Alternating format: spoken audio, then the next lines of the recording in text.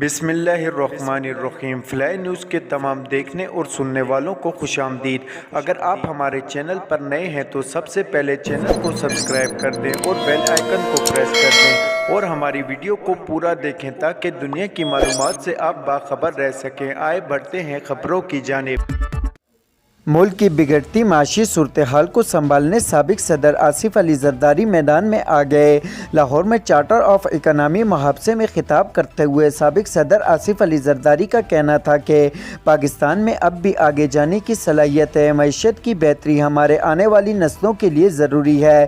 معیشت کا پہیہ تیز کرنے کے لیے تجاویز تاجروں کے سامنے رکھتے ہوئے آصف علی زرداری کا کہنا تھا کہ پنجاب کے تمام بڑے کاروباری افراد اکٹھے ہو جائیں اور وہ قرض اور سرمایہ کاری کی ضمانت دیتے ہیں۔ Army chief general Asim Munir کی زیر صدارت ہونے والے فارمیشن کمانڈر کانفرنس کے شرکاء نے عزم کا اظہار کیا ہے کہ وقت آ گیا ہے 9 مئی کے منصوبہ سازوں اور ماسٹر مائنڈ کے خلاف قانون کی گرفت مضبوط کی جائے۔ پاک فوج کے شعبہ تعلقات عامہ ISPR کے مطابق army chief general Asim Munir کی زیر صدارت جنرل ہیڈ کوارٹر GHQ میں فارمیشن کمانڈر کانفرنس ہوئی، جس میں corps commander, principal staff officer اور پاک فوج کے تمام فارمیشن کمانڈر نے شرکت کی۔ ISPR کا کہنا ہے کہ فورم نے شہداء کی عظیم قربانیوں کو زبردست خراج تحسین پیش کیا اور کہا کہ ریاست پاکستان اور مسلح افواج اور شہداء کے اہل خانہ کو ہمیشہ عزت و احترام کے ساتھ رکھیں گے۔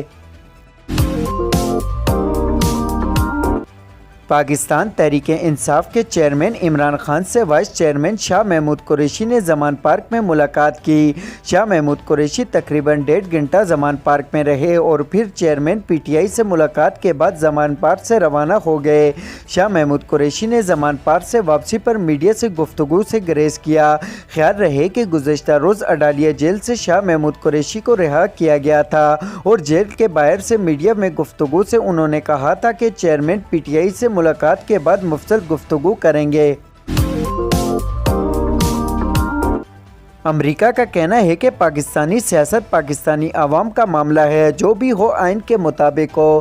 ترجمان امریکی محکمہ خارجہ نے کہا کہ امریکہ پاکستان کے ساتھ دیرینہ تعاون کی قدر کرتا ہے۔ چیئرمین PTI کے امریکہ پر لگائے گئے الزامات کے سوال پر ترجمان نے کہا کہ پہلے بھی کہہ چکے ہیں، ایسے الزامات غلط ہیں۔ وزیر خارجہ بلاول بھٹو زرداری کے دورہ عراق کے موقع پر بغداد میں پاکستانی سفارتخانے کی نئی عمارت کا سنگ بنیاد رکھ دیا، جبکہ پاک عراق بزنس فورم اور دونوں ملکوں کے درمیان بزنس کونسل کے قیام کا بھی اعلان کیا۔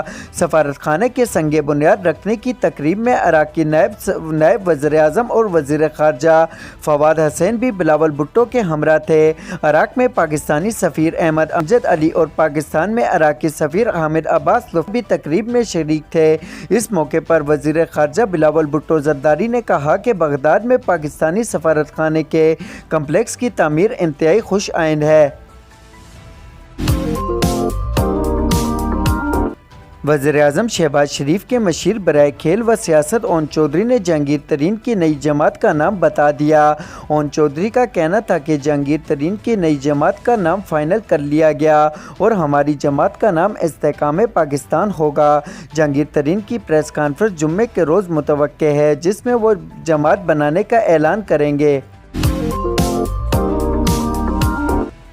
کراچی MQM پاکستان کے ارکان سندھ اسمبلی کا اجلاس ہوا، جس میں سندھ اسمبلی میں اپوزیشن لیڈر کے حوالے سے بات چیت کی گئی۔ ذرائع کے مطابق MQM پاکستان کے مرکز بہادرآباد پر ہونے والے اجلاس کی صدارت پارٹی کنوینر ڈاکٹر خالد مقبول صدیقی نے کی۔ ذرائع کا بتانا ہے کہ اجلاس میں سندھ اسمبلی میں اپوزیشن لیڈر کے حوالے سے بات چیت ہوئی۔ ارکان اسمبلی میں اپوزیشن لیڈر کے حوالے سے اپنی اپنی رائے دی۔ پاکستان کے سینئر سیاستدان جہانگیر ترین کے گروپ میں متعدد سابق ارکان اسمبلی و اہم سیاسی شخصیات کی شمولیت کا سلسلہ جاری ہے۔ سابق مشیر وزیر اعلیٰ پنجاب برائے آفاق و مذہبی امور رفاقت علی چشتیہ سے سابق MPA ممتاز میری اور ساہیوال سے سابق MPA میر ارشاد کاٹھیانہ نے جہانگیر ترین گروپ میں شمولیت کا اعلان کیا۔ पाकिस्तान में सोने की फी तोला कीमत में आज दूसरे रोज़ सैकड़ों रुपए की कमी वाक़ हुई।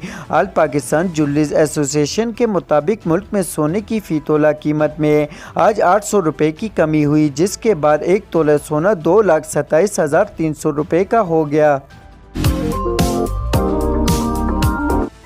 पाकिस्तानी रुपए के मुकाबले में अमरीकी डॉलर की कदर में आज मज़ीद इजाफा हुआ। स्टेट बैंक ऑफ पाकिस्तान के मुताबिक इंटरबैंक में डॉलर 32 पैसे महंगा हुआ। इंटरबैंक में कारोबार के इख्तिताम पर डॉलर का भाव 286.88 रुपये है।